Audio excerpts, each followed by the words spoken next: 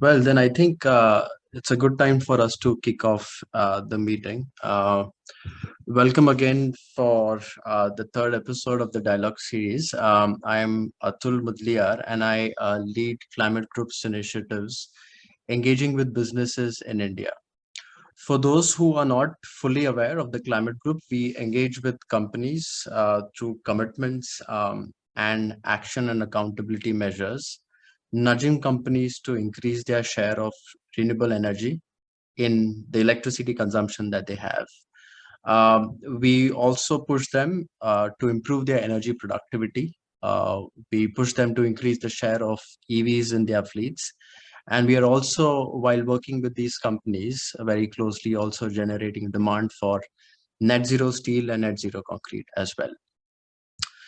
That's in a nutshell about the Climate Group and our work with companies specifically. We've also got a completely different work stream that we engage with subnational governments as well, which is our work that is enshrined in under the Under 2 campaign, which again is a global network of around 270 plus subnational governments and agencies. But the objective of today's webinar, which is the third in this edition, is to explore the opportunity for electrification in the medium and heavy duty trucking segments in India.